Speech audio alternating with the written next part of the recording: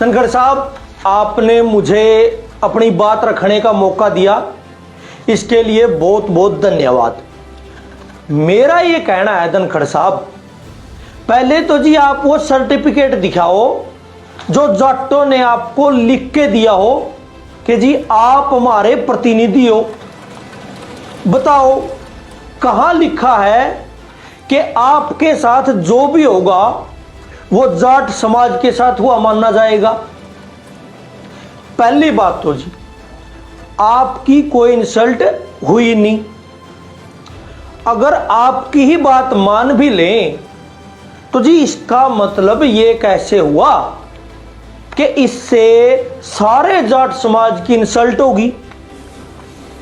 अब भगवान ना करे कि कल न आपका कोई बीमारी होगी तो आप तो कहोगे कि सारे जाट समाज ने दवाई लेनी पड़ेगी। आपका अगर पथरी होगी तो आप कहोगे कि पूरा जाट समाज ने ऑपरेशन करवाना पड़ेगा। अब आपके साथ जो है, अगर वो पूरी जाति का मामला है तो आपने इतने सांसदों को सस्पेंड किया है, फिर तो वो भी उनकी सारी जातियों का मामला है।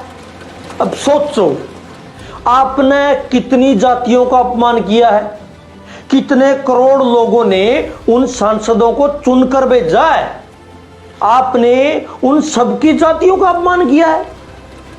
कल को उनकी सारी जातियों के लोग आपके खिलाफ सड़कों पर उतर गए तो आप कहां जाओगे। देखो जी ये जाति वाला प्यार इतना ही गहरा है तो ये तो फिर दोनों तरफ से सामने आना चाहिए। धनखड़ साहब, आपने ब्राह्मण सांसदों को निलंबित कर दिया तो इसके विरोध में तो राजस्थान के मुख्यमंत्री भजनलाल शर्मा जी को भी इस्तीफा देना चाहिए। डिंपल यादव के निलंबन के विरोध में मध्य प्रदेश के सीएम मोहन यादव को भी इस्तीफा देना चाहिए। अब जब तक ये नहीं होता तो जाट समाज आपके समर्थन में क्यों आए जी। कमाल की बात हो रही है देश में, जाटों को छोड़कर बाकी सबने जाटों की इज्जत की चिंता होने लग रही है। और सबसे ज्यादा चिंता उन लोगों ने हो रही है जो कल तक जाट किसानों ने खालिस्तानी कह रहे थे, जाट खिलाड़ियों ने गालियां देने लग रहे थे। सर उस टाइम आपको याद नहीं आई कि आप एक किसान परिवार के बेटे हो, आप जाट परिवार में पैदा हुए हो।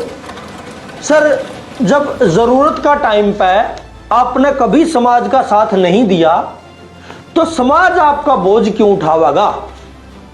अगर यूं हर एक आदमी अपने कर्मों को जाति और धर्म के पीछे छिपाने लगेगा तो बात कहां तक जाएगी बताओ। अब संसद में घुस कर प्रदर्शन करने वाले सारे नौजवान हिंदू हैं जिनको आपकी सरकार आतंकवादी बता रही है। मतलब आपकी सरकार सारे हिंदुओं को आतंकवादी बोलने लग रही है, उनकी जातियों को आतंकवादी बोलने लग रही है।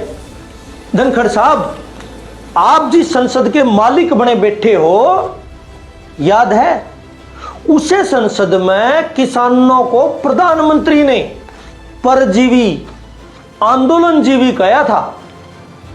आप लोगों ने तो संसद में शहीद किसानों को श्रद्धांजलि देने तक से इनकार कर दिया था।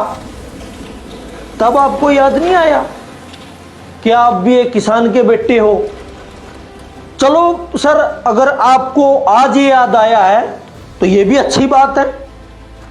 तो आपको याद रखना चाहिए सर कि आप जनता के टैक्स के पैसों से इन बड़े बड़े पदों पर बैठे हो और जनता के टैक्स के पैसों से सुख सुविधाएं भोगने वाले जनता के सिर्फ नौकर हो। We are servant. आप कोई देवी देवता या भगवान नहीं हो कि जी आपकी कोई आलोचना नहीं कर सकता या आपका कोई मजाक नहीं उड़ा सकता। सर जब तक इस देश में लोकतंत्र बचा है तो जिम्मेदार पदों पर बैठे हुए लोगों को आलोचना भी झेलनी पड़ेगी, धरने प्रदर्शनों का भी सामना करना पड़ेगा, उन पर मजाक और जी कटाक्ष भी होगा।